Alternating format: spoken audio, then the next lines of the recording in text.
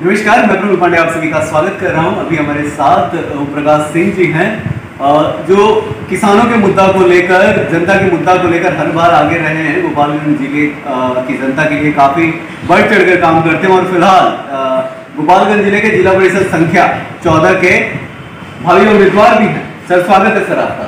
जी, आपका। सर, सबसे पहला सवाल मेरा ये रहेगा, आखिर ऐसी क्या सोच है, क्योंकि जनता को लेकर आप काफ़ी सारे काम आप कर चुके हैं, हमेशा आप एक्टिव देखते हैं, एक्टिव जिले के एक्टिव पॉलिटिशियन में से एक आप हैं। तो ऐसी क्या हुआ जिसके मद्देनजर आपने ये प्लान किया इस बार जिला परिषद में आप हिस्सा लेंगे, चुनाव में हिस्सा लेंगे? आखिर ऐसी क्या वजह है? वजह क्या नहीं, मैं तो 2001 में पहली बार जिला परिषद का चुनाव जीता था। मैं जिला परिषद का उपाध्यक्ष रहा, जिला परिषद का अध्यक्ष रहा। फिर फुलवरिया से भी मैं जिला परिषद में चुनाव जीता। पिछली बार मैं बहुत मामूली वोट से चुनाव हार गया। तो ये इस बार के चुनाव लड़ने के लिए कोई वजह नहीं है। मैं पंचायती राज व्यवस्था में 2001 से सक्रिय हूँ और इस फोरम का इस्तेमाल लोगों के समस्याओं का समाधान ज़्यादा से ज़्यादा हो सके उसके लिए मैं करने का प्रयास करता हूँ। और लोगों की समस्या, किस तरह की समस्या आपके सामने आती है? देखिए, सरकार ने कुछ नियम बनाए हुए हैं, जो सुविधाएं गरीबों को मिली हैं, जो सुविधाएं वंचितों को मिली हैं, जो सुविधाएं पिछड़ों को मिली हैं, लेकिन लाल फीताशाही और अभी जो पंचायत में जो पंचायत को रिप्रेजेंट कर रहे हैं, इन लोगों की कार्य शैली ऐसी है जिसकी वजह से जो वास्तव में जिनको लाभ मिलना चाहिए वो उससे वंचित हैं। तो मेरा ये प्रयास रहता है कि सरकारी संसाधनों का जो लाभ है वो उससे संबंधित जो लोग हैं उनको मिले।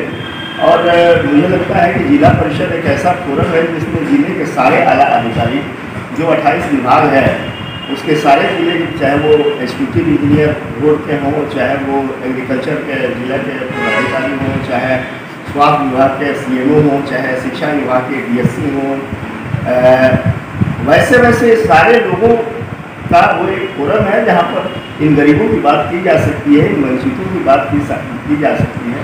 इसलिए मैंने सोचा कि जिला परिषद के माध्यम से लोगों का पिछली बार आखिर क्या वजह रही थी जिसके वजह से आप आगे नहीं बढ़ पाए? इसका कुछ पॉइंट्स सर आप बताएं। नहीं, उसके कारण है कि मैं सबसे पहले 2001 में उनको हराया था, उसके बाद वो 2006 में भी हारे थे, उसके बाद वो 2011 में भी हारे थे। तो एक हारने का जो उनका सिलसिला था उससे लोगों में एक सिंपैथी बनी कि ये आदमी बहुत दिन से हारता रहा है। 72 वर्ष में चुनाव हारा था पिछली बार जिला परिषद का। तो वो चीज़ें एक होती हैं कि कभी कभी किसी के पक्ष में सहानुभूति हो जाती है, लेकिन इस बार वो इस क्षेत्र में, जिला परिषद के क्षेत्र में कहीं टिक नहीं रहे हैं, कहीं लोग बैठने नहीं दे रहे हैं, तो तमाम सवाल कर रहे हैं। अच्छा, इस बार क्या विकास के मुद्दे सारे नेता अपनाते हैं, जितने भी प्रतिनिधि हैं कुछ ना कुछ पॉइंट्स लेकर जाते हैं जनता के सामने, जनता को उठाने के लिए। तो इस बार आपके पॉइंट्स क्या हैं? मैंने राजनीति में एक चीज़ सीखा है कि मैं मिथ्या आश्वासन नहीं देता, क्योंकि इतने आश्वासन राजनीतिज्ञों ने लोगों को दे दिया है, जितना आश्वासन दे दिया है उसी को अगर पूरा किया जाए तो कई दशक लग जाएंगे।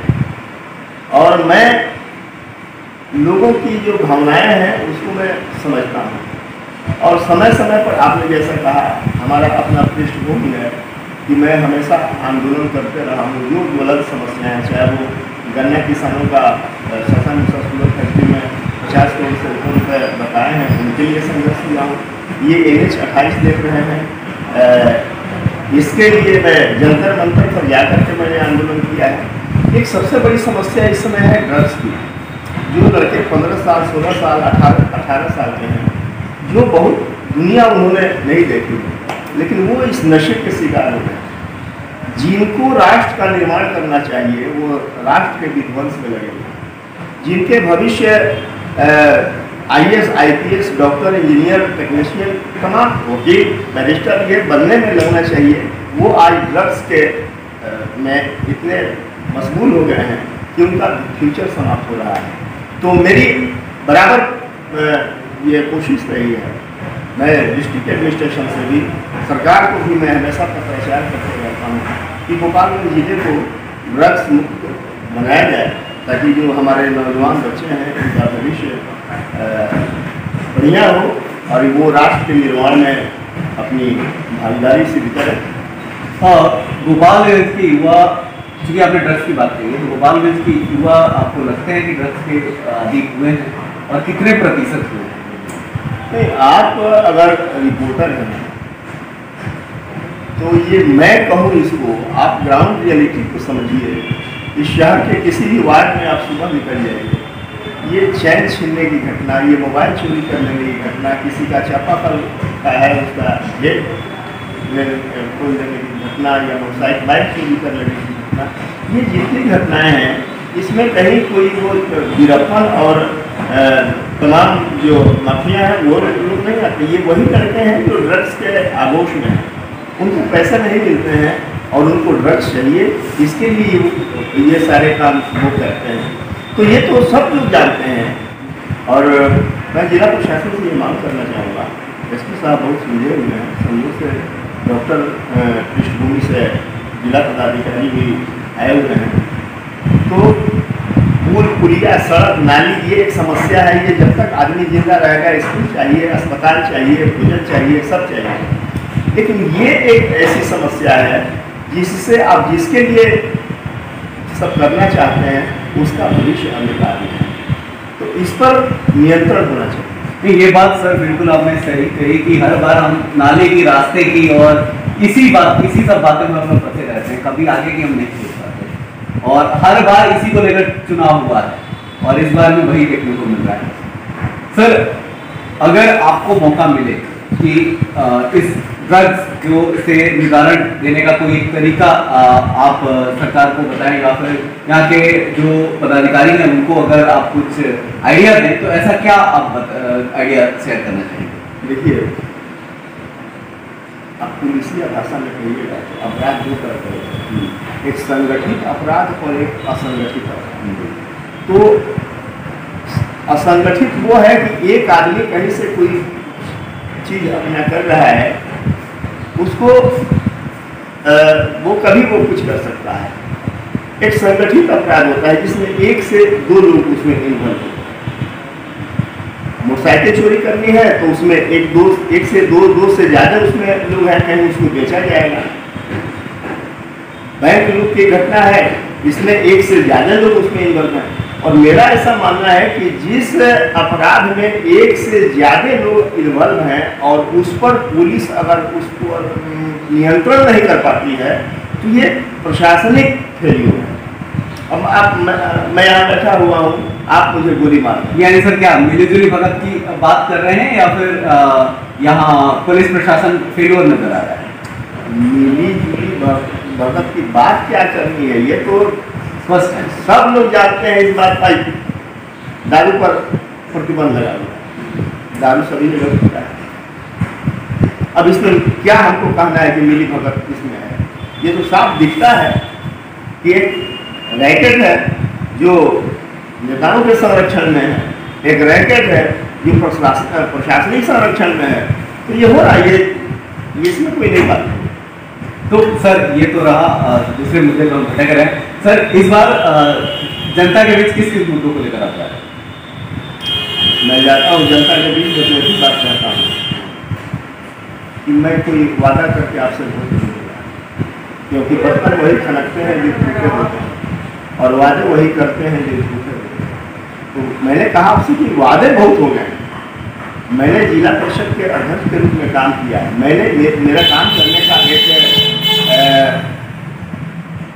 सामने दिखता है लोगों, उसके आधार पर मैं वोट मांग रहा हूँ। मैं चुनाव में आया हूँ, आप हमारे पूर्व के किए गए कार्यों को आप ध्यान में रखिए और हमें वोट दीजिए। लेकिन बड़ी एक दो समस्याएं हैं, जैसे कि हमारा जो क्षेत्र है उसमें एक बड़ा भाग उसमें गन्ना किसान होता है। अब गन्ना किसान खून पसीना बहा करके बैसाख के गर्मी में अपना चमड़ा जला करके माँ के ठंडी में अपने शरीर को गला करके वो गन्ना बोता है और उसका कोई रेट नहीं है, जाके गन्ना मिल को गिरा देता है, उसका पेमेंट नहीं हो रहा है। आज सरकार अनुदान दे रही है 2000, 5000, 10,000, किसानों का 50,000, 1 लाख, 2 लाख रुपया मिल में बचा हुआ है। बताया है सरकार इतना तो कम से कम कर सकती है कि आप किसानों को मत दीजिए कुछ, उसका जो पैसा सासा मुसा और 1 साल का नहीं 3-3, 4-4 साल का बकाया है।